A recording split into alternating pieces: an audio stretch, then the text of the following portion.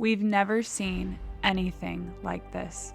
It's the #1 killer in the US for those under 50. Many were minor children. More dead each year than 3 wars that spanned 5 decades. It's everywhere. Stopping the crisis will require unity and leadership. In this series, I collaborate with the world's leading experts on this issue, and not just about fentanyl, but ancillary issues such as crime, geopolitics, and corruption. And today I'm really thrilled to have Ioan Grillo with us. Ioan is a journalist from the UK who has been based in Mexico and reporting on the drug war since 2001. He wrote El Narco trilogy of books and has worked on documentaries for HBO Max, National Geographic, had 2 Time magazine front covers and over 50 op-eds in the New York Times. He won the Maria Moores Cabot Prize from Columbia University in 2022. And if you haven't visited his website, you really should go to crashoutmedia.com. That's crashoutmedia.com. He also writes a Substack that is something else. And so, Ioan, it's a real honor to have you with us today. Yeah, great to be here, Paul. I have to say, Ioan, I spent a few years living in the UK, and I was so curious. I learned about you on a PBS special a few years ago with Judy Woodruff. You remember that? And I didn't know who you were, but I heard you interviewed, and I thought, it sounded like he might have a British accent. What the heck is he doing way down in Mexico? Tell us about that. I'm just curious. How did you get down to Mexico from jolly old England? Yeah, sure thing. So when I first got into journalism, which was in my 20s at the turn of the millennium, I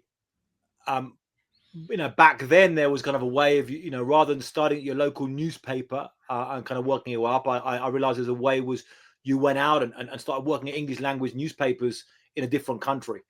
And I was influenced at the time. One of the influences on me was the Oliver Stone movie Salvador from the 1980s. I kind of, watched that again in the 90s and wanted to be that James Woods character in that, who's the kind of crazy photographer, taking pictures of the Salvadoran war. So basically, I got a plane ticket to Mexico, a one-way ticket, arrived with a backpack and a one-way ticket, and kind of turned up at the local newspaper asking for a job. The English language newspaper called The News, run by an Irish Mexican family called O'Farrill. Don Romulo O'Farrill was the owner. It took me a few months to the job opening came up, and I was teaching English, and then a job opening came up.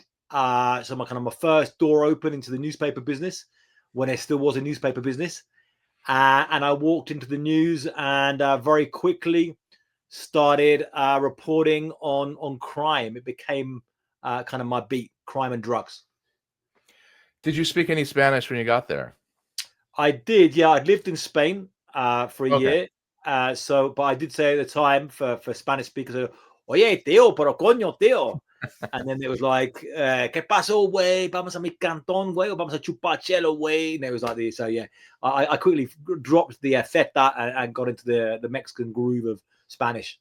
It doesn't quite work the same there, that TH. Yeah.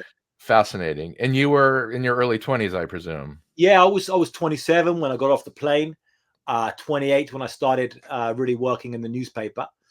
And it was interesting. So I grew up, and this feeds into the big central topic here. I grew up in the UK and was a teenager and young man when there was a heroin epidemic in the UK in the 80s. We didn't really call it a heroin epidemic at the time, but that's what it was. Looking back, not as big as the current fentanyl epidemic, which you correctly say is like the worst drug overdose crisis in world history.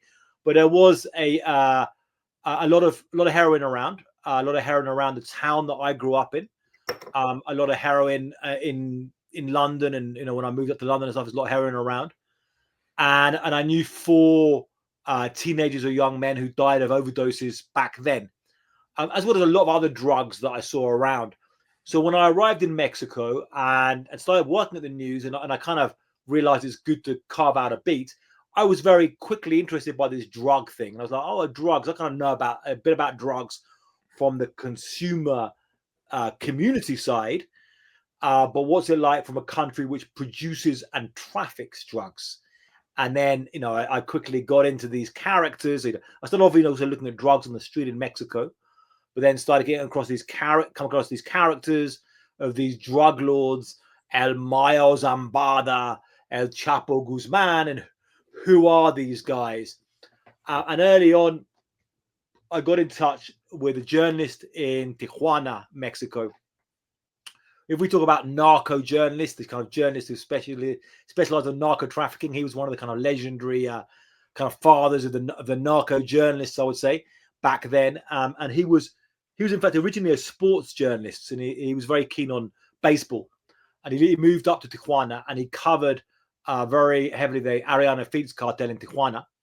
And he survived being shot 4 times by assassins working for the Ioan cartel, who were actually assassins who'd come over from San Diego, were gang members. And as the story goes, he survived because the assassin, David Barron, fired and the bullet missed, ricocheted, and shot him in the eye and killed him. Now, that's this kind of story. Maybe it was a kind of confusing crossfire is exactly what happened. But anyway, I was a young and dumb journalist in my 20s, didn't know any of this. And I'd call up Jesus Blanconelas, asking him for quotes and stuff. And he'd be very generous with his time and help me about all these stories. And he'd use these baseball metaphors. And he'd say, I'd say, who's this drug trafficker? This guy here, and I give a name. And he'd say, oh, that guy, he'd be in the minor leagues. And I'd say, well, about this, who's this guy, Ismael Mayo Zambada? And he said, that guy will be playing for the New York Yankees. Yeah. So he was kind of muscle, and so that's kind of got most of how my initial start into narco journalism. Ian, you've seen an evolution. We haven't talked before this interview, but I'm assuming there's been quite the evolution, and even in the last 3 months, this thing seems to be moving rather quickly. I was down there for the inauguration of Scheinbaum. I wasn't at the inauguration, but there's a lot happening, and the timeliness of us doing this, I think, is absolutely perfect. In a simple sense, and I know it's a very complex, you could speak for hours, and you've written for years on this, but how does 2001 contrast with 2024? Again, you've written books on this, but what would be the 2 or 3 major bullets of the contrast that you've seen living in Mexico between 2001 and 2024? Well, it's night and day. In 2001 was an optimistic time where the one-party system of the PRI had just been voted out of power after 71 years occupying the presidency. So imagine in the US sense, I mean, Democrats and Republicans get sick of each other's. Imagine if you're a Democrat and you had a Republican president for 71 years, or if you're a Democrat and you had if you're a Republican, you had a Democrat president for 71 years. How pissed a lot of people would be. So after 71 years, this one party was voted out of power. Is that under Fox? Is that Fox? Exactly, yeah. Fox was the guy who kind of got him out. Yep. And so there's kind of optimism there. An optimism, and it was a sense that was the kind of high point of globalization, you could say, when this idea that Mexico is going to become rich, Mexico is going to become, free markets are going to make everybody rich, it's going to become safe, it's going to be democratic, all of these things. That was kind of the idea that was being promoted, several decades later, that's not the case. Very obviously not the case. Mexico's lived through a traumatic 2 decades of extreme violence, akin to an armed conflict, which have soaked up the country and been devastating for many people. Now, there's still a weird paradox there that there's a whole Mexico that lives outside of this violence, and there still is growth, and there still is a lot of good things happening here. but at the same time, it is, it's been traumatic. Now the question of the one party is kind of, is it coming back now with the new Morena party? Are they recreating a 21st century PRI? Claudia Sheinbaum won a very solid Democratic vote. But they're very big. They're 2/3 of the governors now. 2/3 of the Congress, and it's becoming very, very. It's very, very much a dominant party system again now, after 20 years of a quite unstable democracy. And the issue, cartels. So it's totally night and day what's happened with the cartels. Back in 2001, and that was just around the time that Traffic came out, the movie. I think it came out that year or 2000, and so that had that look at cartels then, very much following up from the 90s kind of stuff of the Ariana Felix, of the Lord of the Skies, and these kind of characters. And they were new and they were dangerous, but they were still a kind of crime story, a kind of marginal story. And they just blew up completely and just like unleashed across the country. Yeah, there's some big points of changes there. Incredible. And it's interesting to think that when I was down there speaking to locals, there's most certainly concern about certain moves that she's making with the judiciary and having 2/3 control of the Congress. I mean, it's like in the US, if you're the president, for those watching, and you have the House and the Senate, and now they're making moves to have judges, federal judges, being elected officials, which many people think is problematic, and it probably is. Let's go to now the topic that we talk about quite a bit, and we're very passionate about, working on ways of solving a crisis called fentanyl. It's a loaded question because I know you're going to say yes, but I guess it's more of an explain. When the cartels began that shift in whenever it was, 12, 13, 14, 15, somewhere around there, from their main business, which would have been heroin, cocaine, marijuana, to fentanyl, what were you hearing as an investigative journalist living in Mexico at that time?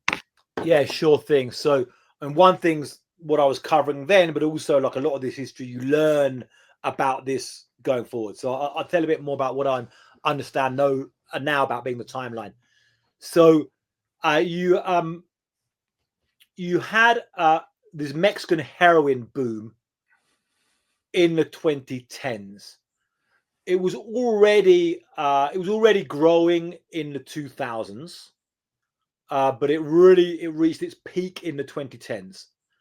And so you have this issue, one of the big driving forces, of course, from the US demand side was people becoming addicted to prescription opioids and then becoming addicts, losing their prescription, and then buying street heroin, which is, it's more complicated, but to be simplistic. That's just to be clear, we have in the late 90s Purdue Pharma and others just making OxyContin specifically widely accessible, and by 2010 or so, the supply starts getting reduced greatly because of federal intervention. Yet we have a lot of people still addicted, and so that's what you're referring to. Exactly. So this is, I think, one of the big drivers of the heroin boom in Mexico. So this heroin boom, so the cartels have actually been moving opium, was their first kind of beginning drug of the Mexican drug traffickers going back a century, and moving opium for heroin, going back to the 1920s, at least again a century,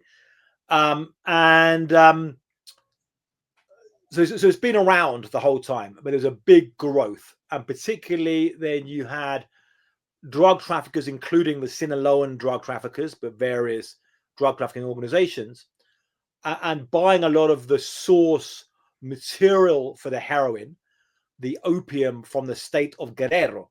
So Guerrero, you had this massive poppy boom. Again, they've been actually, and I was up earlier this year up in mountains in Guerrero, talking to opium farmers, about this, and there's been opium there since, you know, going back to the 1950s, and there was a boom in the 1970s, which they associate with the Vietnam War. You know, they associate there, they kind of hear the Vietnam, you know, well, they kind of know that it was kind of, for them, that meant more money for them. But it was a big boom, and it reached peak prices for them in about the mid 2000s, about 2016 was the peak of the heroin. And again, that's driven largely by, obviously, the demand in the US, largely attributed to the shutting off of the prescription opioid spigot. Suddenly, we have a lot of customers, and they step in. Yeah, exactly. And like these things, you have demand, you have supply, and both of the, you know, I think both of these are factors which play off each other. You start creating a lot of heroin, it gets out in the street, it becomes available, you get more, you know, so these things can play off each other. But to give a sense of what that meant, so the prices, this one particular village I went to, and they actually had prices capped by a local cartel or local crime organization, a kind of fairly local crime group, who would fix the price of the of how much they sold kilos of opium paste.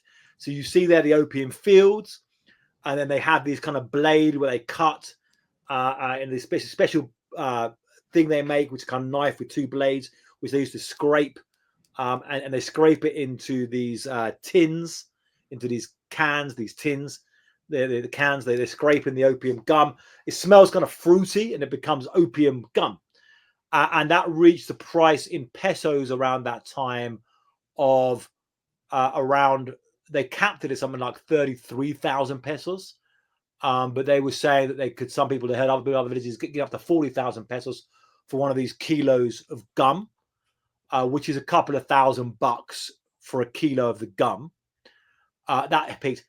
Nowadays, I mean, we'll get into why, but nowadays it's gone down to like 3,000 pesos kilos. Basically, what is one of the symptoms of fentanyl is it then wiped out this business of farmers growing opium. Now, they typically, of a lot of these drug growing communities, I mean, these are peasant farmers at one end of the narco chain, but there was no, I mean, there was no investment with this money generally. They didn't really invest it much in communities. You know, it's still dirt roads. They're still poor. And a lot of them would you know, they'd harvest their opium, then they go down to town to sell it, and, you know, and then they very quickly buy a quad bike or something, go out and get drunk, and but it wasn't really invested in the community. So this was the heroin timeline. Now, at the same time, fentanyl starts to come into this equation around 2013 kind of time. Now, there's different, probably look at different dates, but there's this drug trafficker, Damaso Lopez, El Mini Leak, who discussed this in an interview with my colleague Luis Chaparro. And he said that 2013 was when they began putting fentanyl into heroin. And they called it Chiba Sintética. Chiba was the name they used for heroin, goat Chiba, and then Chiba Sintética, synthetic Chiba.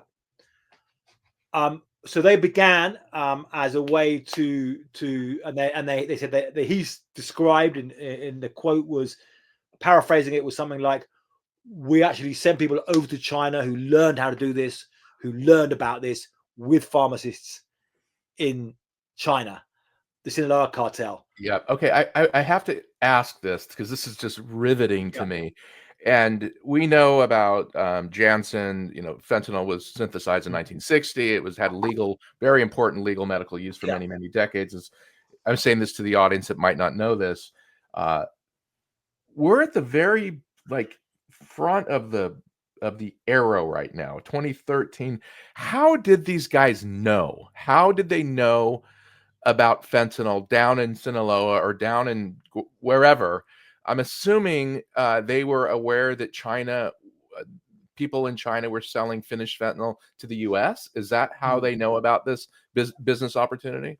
As far as you know, so I would take this back, some of the origins of this, back to the 2000s and the combat methamphetamine act in the United States against meth.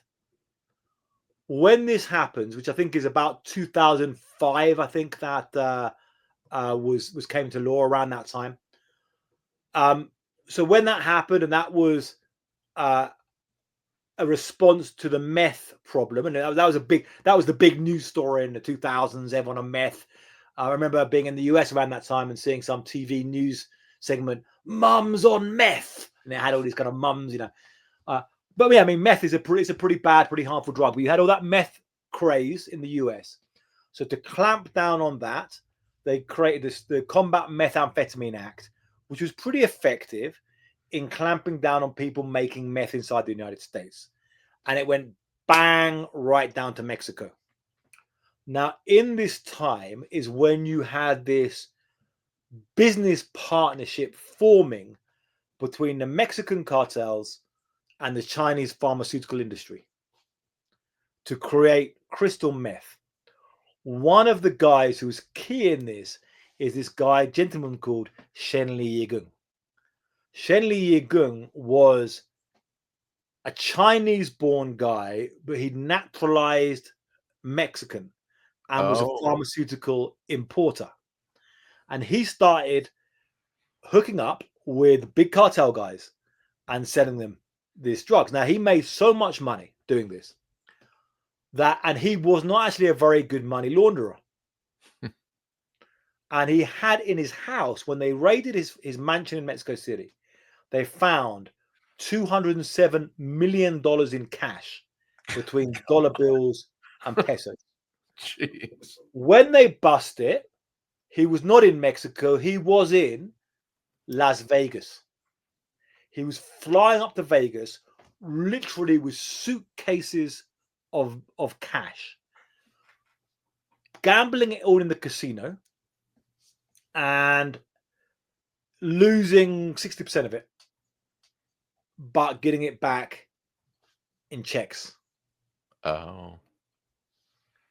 And he even had like some girlfriend, some woman who was Chinese woman who was dealing in cards, and he bought her $1 million house, like in Vegas. He eventually, it's kind of a crazy story. I was working for the news agency AP at the time. We were covering this in Mexico in the bureau, and then we got a message from a reporter in Pittsburgh who was dealing with a Chinese asylum case. And the lawyer of that guy said, "Oh, I've got another client who'd like to speak to you. Are you interested? He's got a Mexico connection. His name is Shen Li Yigung." Interesting. So we're like in the bureau, but I was still quite pretty junior at this time. So there was a older reporter got the story. Send up the questions. We sent in Chinese speaker, Spanish speaker, English speakers to this interview. Met up with him in New York City, videoed it. He spoke all three with an accent. His original language was kind of a certain Chinese dialect. And he came out with this kind of crazy story accusing a Mexican politician of saying, this is my money, I'm going to put it in your house, and if you don't take it, I'm going to kill you. Better. He's currently in prison in Mexico. This guy, interesting case. So Shen Li Yigung. But that was, I think, the origin of a link and Mexican cartels importing for the meth industry. Now, exactly. And that what year ish is that? Yeah, that's pretty much bang after it blows up very quickly after the 2005 Combat Methamphetamine Act. So it blows. Okay, so there's a link between that guy and the cartels that you're saying is kind of the beginning of this.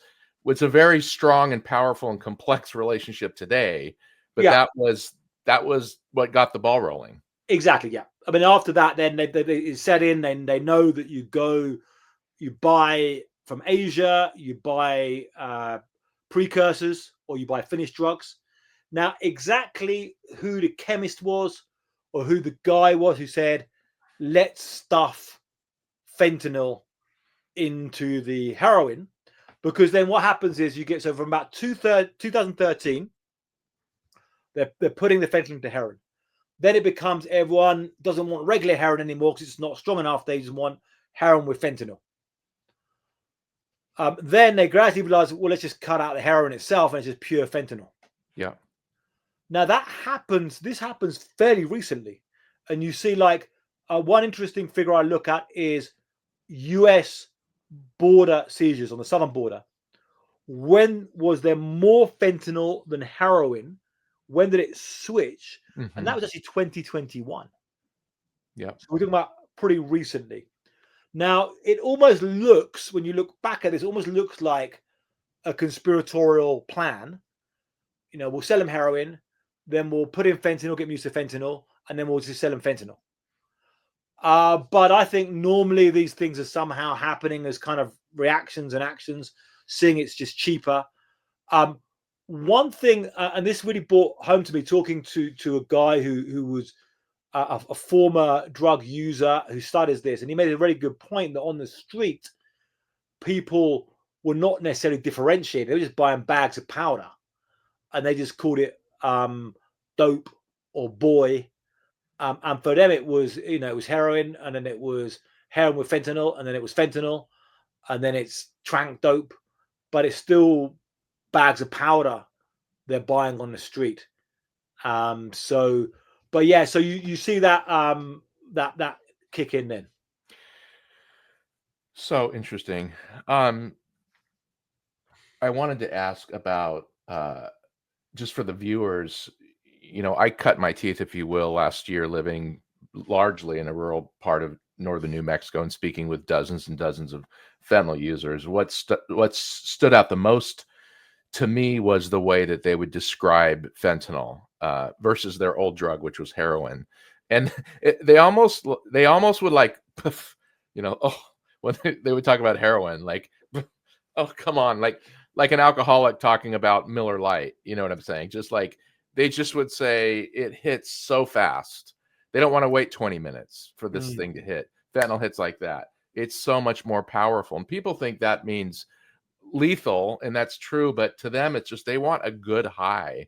And then of course the accessibility and the cost, and these people would say simply like there is no other drug except for fentanyl, and that's the intensity to which they described their relationship to fentanyl is what caused me to think like we've got a major issue here. And we knew we did with OxyContin. It was the same type of thing. It's just that this stuff was cheaper and more powerful. I want to get to this famous surveillance heard about, maybe the DEA and Los Chapitos, which is El Chapo's sons that ended up running this Sinaloa business. There's some people that think that, you know, the Mexican cartels, we're distinguishing between the Mexican government and the cartels here, want to just murder Americans. That's their goal. Certainly this line where he says, and the quote, the translation would be something like, we want to create streets of American junkies. What were those guys thinking? Obviously. Yeah. So okay. You've got this, the Chapitos, the sons of El Chapo. Chapo is finally rearrested in early 2016. He's sent to the United States, and four of his sons take over the Chapitos, including Ivan Archibaldo. So this comes from an indictment, fairly recent indictment. I think this is inside the 2023 indictment. They have like various indictments against these guys, or 2022 indictment or so. I mean, when they had it around when they kind of recaptured Ovidio, and they accused Ovidio Guzman, the brother, of being very, very big in running the fentanyl. That's the indictment. Now, I have to look back over that indictment and over the sourcing and over the exact thing. Because I've seen that quote thrown around a bit, and I've seen it paraphrased a bit, and it's more like it has streets of junkies in like quotation marks, and then it says we're going to sell fentanyl to streets of junkies. Oh, okay. But then again, so it's kind of. But then I have to look back. I'm not totally sure. Okay. Yep. The other thing I have to look back is that come from recording, or does it come from an informant? Does it come from an informant saying, "Oh, you know, chap, you know what Ivan said? He said this," and they put that in the indictment. Also, indictments can be quite You know, and as they say, I think as agents say, you can indict a ham sandwich. You know, indictments can be, you know, they're not as solid evidence as comes out in court. So I'd have to be a little bit cautious about that Yep, quote I appreciate it. Itself. About what these guys are thinking, I would say the objective from doing some quite a lot of pretty long interviews with drug traffickers on the drug trafficking side, and some drug traffickers at pretty high levels who move serious weight. I would say they care about making money. That's this big. They care about being the biggest drug trafficker. They care about status, but they care about making money. Now, I think it is interesting though, because fentanyl is so lethal. And do these guys realize let's say they kind of switch over to pure fentanyl, around this period, 2017, 2018, they're switching over. Around this time, do they realize the number of deaths they're going to cause? Probably not, I would guess, but I don't know totally. I do think it's interesting and notable that this comes when you've got an extremely violent situation in Mexico, and when the drug traffickers at the top are extremely violent players. If you go back to the 1980s, say, when you got the kind of old school guys who are taking weed over the border, and it's, the whole thing's not as crazy and violent. But when you're already at a stage where you're cutting people's heads off and doing all this crazy gangster shit, then selling a very lethal substance can be something which is easy for them to take on. But I would probably. So I don't know, and I'd like I'd like to talk to more of these guys and really fill in the gaps in this history. But I would guess probably they didn't know it was going to be so devastating. Okay. And one of the things as well is one of the reasons I think it was so devastating when fentanyl came in. You have to wonder how much these guys understand. These guys are smart. These guys are smart guys who are running a massive business empire.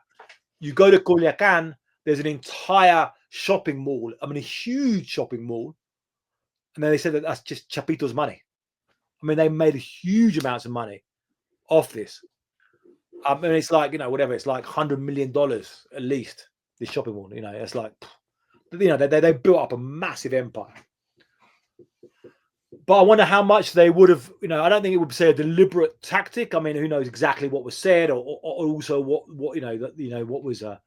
But the one of the things that happens, I think, is lowered down. These guys sell at a high level and understand we can sell this for this amount of money, and we can become very rich. Make huge markups. We just go to China, bring this stuff in, cook it up, bang, over the border. Now, lower down the chain, you have the guys in the United States who are, a couple of notches above the street, who are mixing it up.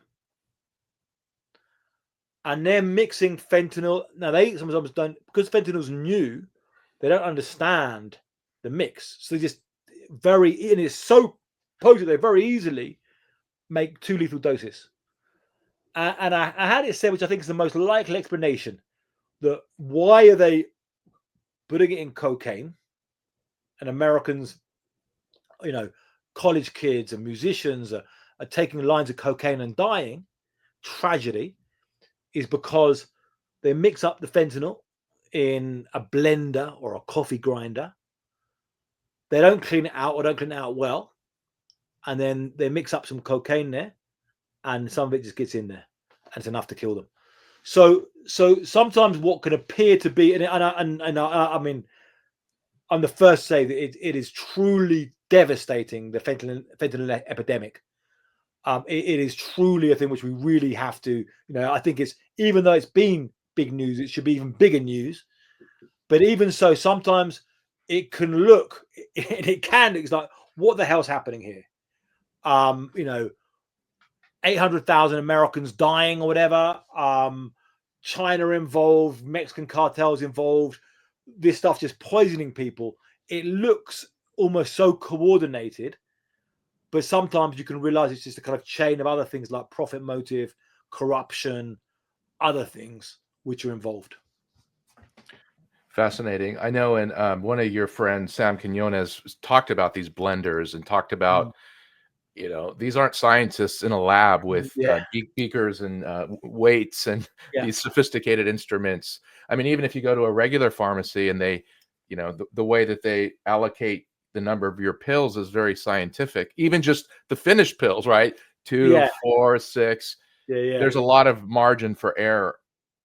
It doesn't make sense that they would want to murder their customers, yet there are many people who are so devastated naturally and traumatized by this that it's very confusing. This is a total aside, Ian, but I just have to ask you, I want to ask you about guns. You know a thing or two about guns, but also, you've put yourself in, earlier you were talking about, I was hanging out with the farmer who's making the poppies. Like, you've been in some of these places. How do these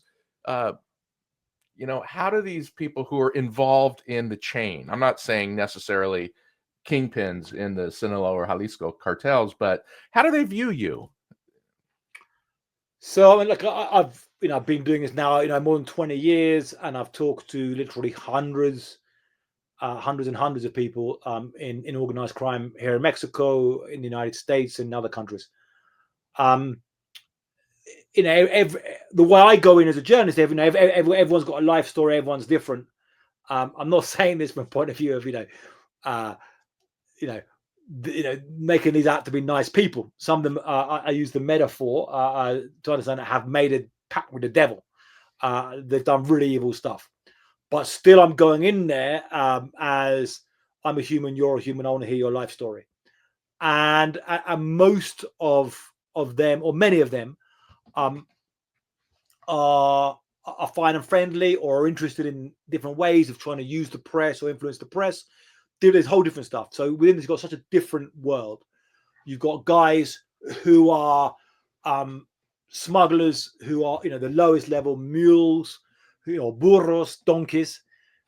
One guy was saying when he was younger, when he heard about them having donkeys who took dope over the border, and he thought, they must use donkeys. Then he realized, we're donkeys. we carry donkeys. But or kids I've interviewed in prison. Some kid who was like 18 and working on cars, and then they said, they take these 40 kilos of cocaine over the border, and then he gets caught and he's in prison. And so you've got these loads, and then you've got the killers, the sicarios, which is a certain types of people. I mean, sicarios have to have nerve. Not everyone can go up there and go bang, bang, bang, and like any, with you realize with violence, it tends to be a fairly small number of people who are living, very large numbers of bodies. But you have, these sicarios who are not, then, they've got certain status, or some of them be like bosses of sicarios. So they go up the status, they become killers and start rising. But there are certain types of people. Now, I met some who are psychopaths. I think they are psychopaths, in which they process, they really have no empathy for those that causing pain to. But others are not. Others, I think they do feel this, that they have guilt in them as well.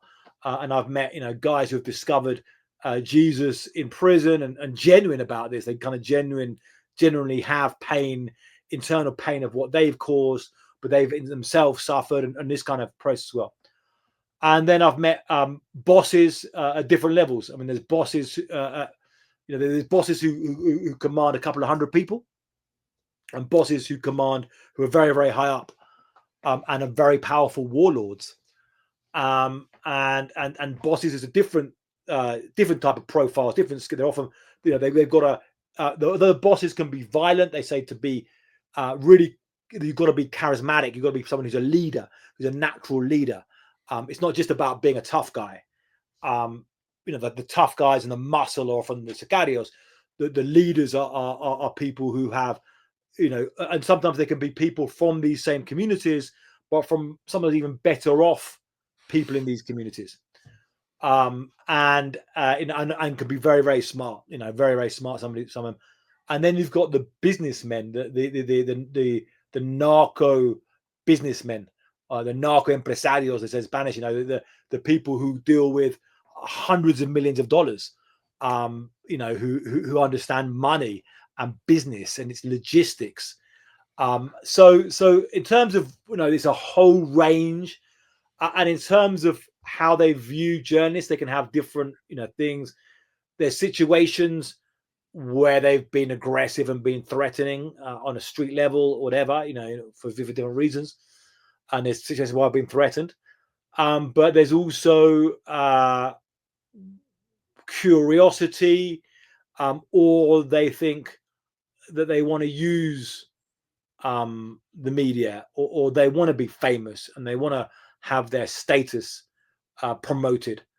So they're like, some of them are like, how come that guy's always in the newspapers and I'm not? How come there's a Wikipedia page about this guy, but I move more dope than him? So it's there's a lot of different motives and things going on there. Fascinating. I mean, if it's a big business, you always need a PR department. I mean, Yeah. PR is part of it, I suppose.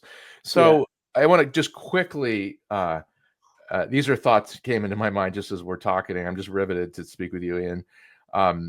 Guns. You wrote, I have the book here. It's the one right behind you. In a section of blood, gun, money, which is so riveting. Ian, one of the things when we started this organization that we wanted to do was understand the complexity of this issue. And you hear a lot of silver bullet solutions out there. Recently someone was saying, well, if we just educate our kids in school and have Narcan in every school, that'd be the solution. We know it wouldn't. It's a nice idea. Of course it wouldn't. And then some people think if China would stop exporting precursor materials, that would be the end. Of course, it wouldn't be the end. India would step in and other countries would as well. So we want to look at all these areas. One of the things that's fascinating about that book is guns. And you speak in the book about the Mexican government, in a certain sense, being like, come on, guys, you supplied our cartels with guns. At one point, you talked about how many gun stores are in the U.S. along the border, the southern border, and I know it was thousands, if I remember correctly. Yeah, absolutely, yeah. So can you just maybe just a little parentheses here on the vitality and reality and the problem of guns in this weird relationship between the U.S. and Mexico? Yeah, sure thing. I mean, this is this is no secret and very clear. And I wrote this book. It was published in 2021. It was an issue which had been around a long time. I began working on it in 2017, but I've been seeing the issue for 2 decades of guns going to the cartels from the United States. Now, what I looked at was, and I really got interested in the issue. And I'd already knew about it, but I kind of initially thought, well, America has the Second Amendment, and that's kind of done. That's all there is to talk about, really. Guns are available. You could bring them to Mexico. But then I realized it was more complicated when I interviewed a gun trafficker in a prison in Ciudad Juarez who was going every weekend from Mexico to Dallas, to actually a town called Mesquite on the suburb of Dallas, particularly is where it's known as the gun show capital of America. A lot of gun shows in that particular town, but also around the Dallas area. He got up to gun shows every weekend. And he was a small time trafficker, but he was moving a lot of guns. He would buy about 10 to 15 AR-15s every weekend, and bring them to Mexico. Now you start looking, obviously, it adds up you got 50 weeks in a year, every 10 to 15 every weekend, you're suddenly up to 750, and so you start to be a couple of years into the thousands. But like he was doing that, and what he explained was, he was like, he'd go up there and buy AR-15s with no paperwork at all. And so we were like, okay, let's check this story out. And we went up, and we had hidden recorders. We went up to a gun show, and first of all, like, can we buy this gun? No, you have to have a Texas driver's license. Yeah. And then we found beds and said, oh yeah, you can buy it. And the people who were selling it with no paperwork were supposedly private sellers. People incorrectly label it the gun show loophole, but it's really the private sale loophole. If I'm a private seller and I'm selling you a gun, then it's my property going to you. Now, again, I went into this with big respect for American gun rights and the Second Amendment. And during the investigation, I talked to big Second Amendment supporters. I talked to the the president of the Alaska Machine Gun Federation. The AR-15 owners of America. Guys who are big, militia guys in Michigan. I talked right across the board to people about this. But seeing that, the thing was that it's not only the fact that they actually people are abusing American gun laws to provide guns to cartels. And a lot of people most people who are gun owners, conservatives, gun supporters, if you ask them, would you like all of these guns being sold to these drug cartels? Will say no. Would you like these guns being sold to these gangs like Tren de Agua, is a new gang, Venezuelan gang in the United States, or MS-13? They'd say no. Would you like these guns being sold to a gang member illegally in the United States? No. So like there's kind of a thing there that even within this framework. So what's happening? And I looked at what happened with this iron river of guns. So you see the numbers are huge. I mean, we're talking about estimates of 200,000 plus guns a year going from the United States to cartels in Mexico. Say that one more time. 200,000 plus guns a year. So over a decade, a couple of million guns going from the United States to these cartels. Again, put this in historical perspective. I believe the Mexican cartel conflict is a hybrid armed conflict. We're talking about 400,000 deaths in the last 20 years or so. Proportionately, we've had this parallel tragedies of fentanyl deaths and overdose deaths in the United States and gun violence deaths in Mexico linked together, and this cross-border trade.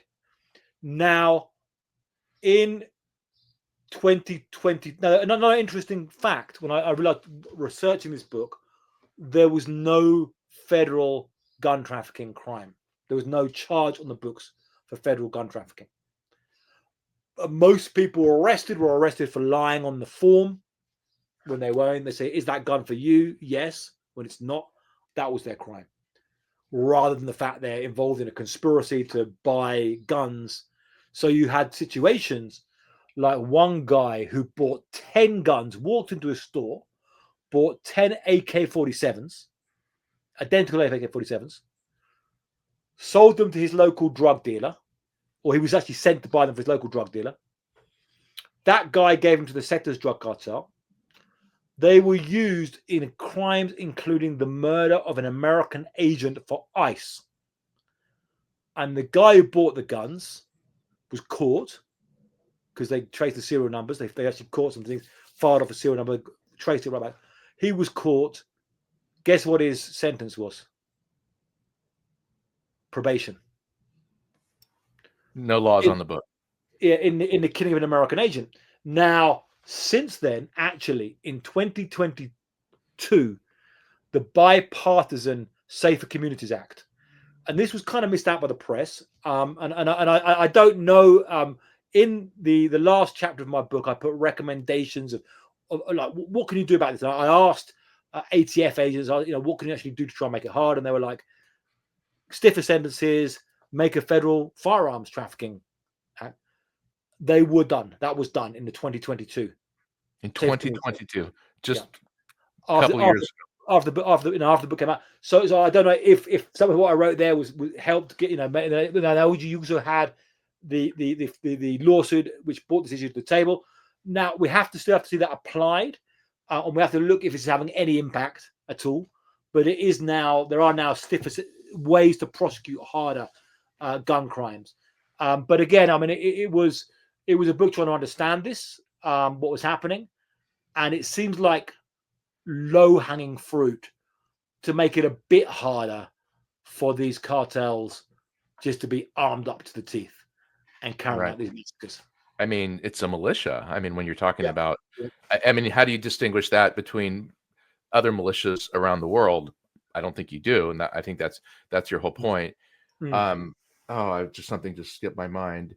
Oh, and this gets to things certainly that AMLO spoke about, but and I'm not by any means agreeing with it, but it does seem to be a brute fact that the U.S. Are good consumers of narcotics, or we like our drugs. When you compare usage to Europe, it's almost staggering the contrast in overdose deaths in Europe in general to the U.S. But and AMLO has talked about, it's your problem. You guys don't hug your kids enough. But also, they would say you're supplying our criminal organizations with guns. Yeah. And it becomes, it's funny. I wrote a book about this and was very keen on bringing out this issue, but I would also still get, like, on social media, anytime I report something about cartels, I give them, they see me and think I'm an American, and they say, "Oh, but you guys sell the guns to the cartels," and I say, "Well, I know, I agree." I think it doesn't take responsibility away, and I think one thing, there's an interesting thing coming up now, and I, in terms of fentanyl, I don't know. The solutions is probably a mix of policies. It's probably not one single policy, but a mix of policies. But I do wonder, with fentanyl, compared, I don't think, without going very authoritarian, we're going to stop the drug trade in the United States. The Taliban have done that in Afghanistan in a very kind of authoritarian way. I don't think people want that kind of level of authoritarianism of kind of, like, I don't know, executing every drug dealer on the corner.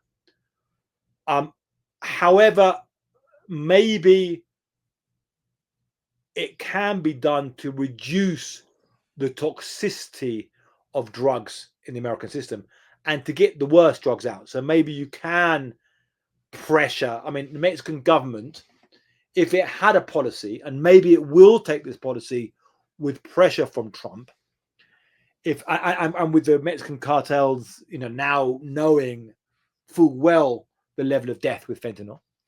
But if they're saying, we're going to bust fentanyl, don't move fentanyl, we're going to go after you if you move fentanyl really hard, and making a priority, could you push them to reduce fentanyl trafficking? Maybe. So, Yeah. we could see that happening. So, kind of coming into land, then we have a new administration, which, for those of you that don't know this, she was, her mentor was the former president, Lopez Obrador, Scheinenbaum. They're very similar ideologically. Some would say she's even further left than him. Whether that's true or not isn't really that important for this conversation. How do you think she could be different or would be different, or do you not think about those things? First, in terms of, I would say that just the labels of left and right today are quite superficial labels, because they can mean many different things. Mm-hmm. And actually, if you look at Lopez Obrador, then he was a populist leftist who was actually socially conservative, and he got on well with Trump. So he's a very different type of left than the kind of US identity politics left, or the US Democrats. He's not a globalist. He's very certainly a nationalist. He's socially conservative. Like, say, one of the things he's saying, very much family and all these kind of things. But he was in favor of very much in favor of the poor. Very much, the poor first is his kind of slogan and stuff. And he did improve, at least in the short term, living standards of poor people by raising the minimum wage, by allowing stronger trade union negotiations, handouts, and these things. Now, that maybe these can't last, or maybe you've done that once. But no, he did that. So that's just one thing to keep in mind. Now, I would say that Lopez Obrador clearly failed on security. Clearly, I think his denial of fentanyl was wrong and immoral and it's bad. You know, just to stubbornly say it's not being made in Mexico. So, you know, this stuff's being made in Mexico, and to deny that was bad. And he was a failure on security. He didn't understand the security issue, really. And I think he might even himself concede. I think some speeches, because they concede he failed, didn't really make up security. He politically was a massive success. You know, his successor, won massively politically. I think Scheinbaum has already changed. So people make fun of Lopez Obrador or criticize him over this phrase "hugs, not bullets," which was a kind of campaign slogan, and started to morph into a bit of a policy, but never really materialized into a clear policy. But and it became something to use against him, very much so. Hugs, not bullets. I think already you've seen Scheinbaum abandon that, and you've seen she's got quite a serious security minister, Omar Garcia Harfuch. AMLO never had a serious security minister. I don't think he had this guy Durazo, who I don't think was a really serious security minister. But I think Omar Garcia Harfuch is a serious guy. He survived an assassination attempt by the Jalisco New Generation cartel. Under Scheinbaum and Garcia Harfuch in Mexico City, they reduced murders by half. And I do believe that's broadly genuine. Some people might criticize or come back on that, but I believe that's genuine. I think Mexico City is an oasis and quite different, but I think they were pragmatic. Now, I want to be optimistic they can try something on a national level of being practical. Now, dealing with cartels is such a Herculean challenge. And it's I mean, they've already come into a crazy cartel civil war in Sinaloa, all kinds of stuff happening. Now, I think some Scheinbaum statements on this are not great. She's still, still doing some of this stuff. Not really taking responsibility. I'd like to see the Mexican president say, the buck stops here. I'm the president. I'm going to keep Mexicans safe from violence. That's what you'd like to see from a president. Whereas you get things like this general in a press conference in Sinaloa, when a journalist says, when are you going to stop the violence? And he says, it's not really up to us. These guys have got to stop fighting. It's not really confident sign giving out to citizens say that kind of stuff. So it can be different. There's still some hope that they can forge a better security policy. Maybe it could be reduce fentanyl, reduce murders, and reduce extortion. If they were to go for those three things, that would, you're still going to have cartels, you're still going to have drugs, but you just try and bring it back a little bit, a few less murders, less fentanyl, and less extortion, then that would be some kind of achievement.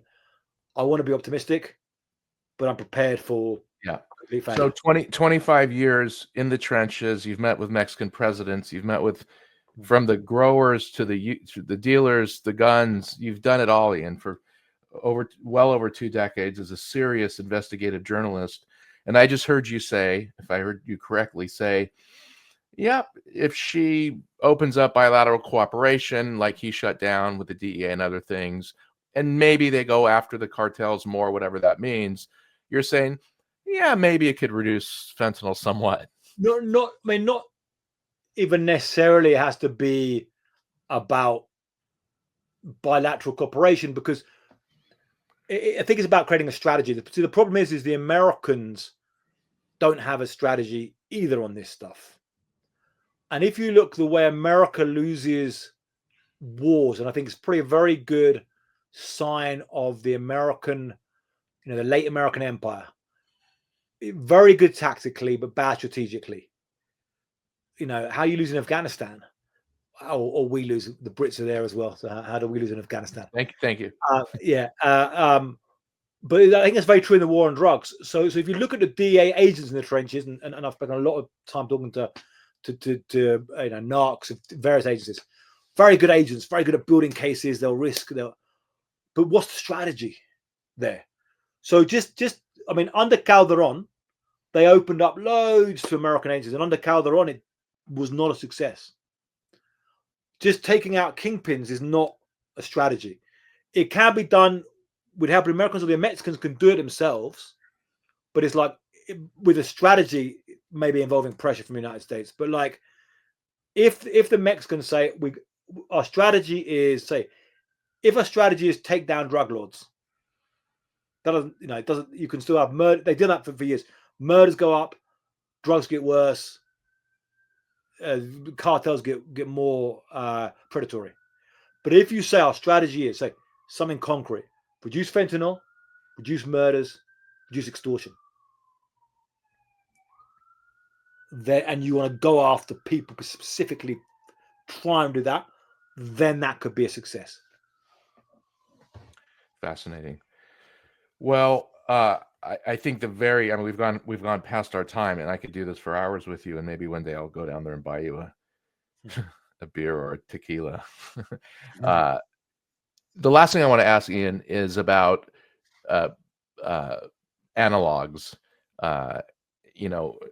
We were very deliberate in naming this organization United Against Fentanyl because there was clarity in the brand, if you will, knowing full well that the organization will change its name because fentanyl is going to be moved over for something else probably in the next 5 years or decade. The last thing I want to just ask is, we're hearing about carfentanil, we're hearing about xylazine, we're hearing about other things. What do you know about these types of drugs? Are they emerging? Is it all one and the same? What are you learning or hearing down there? It's very hard to give this what exactly they're thinking and why this stuff. Now, one thing about xylazine and crank dope is actually this might be fairly low down in the food chain. They're adding this in. Okay. And it might even have been people fairly low down the food chain who realized our fentanyl is too strong, and now one thing I said, Americans don't have an appetite, I think, right now to execute every drug dealer on the corner. But again, I like to try and analyze this coldly. Whatever I think is good or bad, I want to say what's effective. I think some of the very harsh sentences given to some of the dealers selling fentanyl, saying we're going to do you for murder charges and these kind of things, might have shaken some people up. It might have moved the dial on some of this stuff down there, on that stuff. So now one thing that I've heard is that the trank dope could be actually helping reduce the number of deaths. Yeah, I've been hearing that too. Because you fall asleep. Yeah. You take it and you're like, boom. So rather than just take some fentanyl, take some again, and that second dose is the one that gets you. So I take some, boom, I'm asleep. Wake up a bit later. So actually now, but I don't know. Carfentanil, I don't know. I don't know what or why or what what the thinking is, or how it's coming in or is it worse and even stronger? I mean, there's got to be the one that did fentanyl test the limits of a drug that, I mean, after a certain lethality, people's not going to take it, are they? Unless they want to commit suicide. Fentanyl maybe is that kind of, I hate to use this term, but sweet spot of say it gets you to that high, but it's also just right there. Yeah. Is that about as bad as we can get? I don't know. And again, can you, in a US policy, is there a policy where you're basically trying to mean that the dope supply on the street is less lethal? Is that a policy? Because some people are going to take opioids. But again, I don't really know. These are just big questions. They're there. Well, Ian, mate, I just have to say, since I did run across your video on PBS with Judy Woodruff a year ago or so, you have been such a key supporter in just your work and what you've done for 25 years. I read everything that you put out, and I don't know how you publish so much. I mean, do you sleep at night? I sometimes wonder.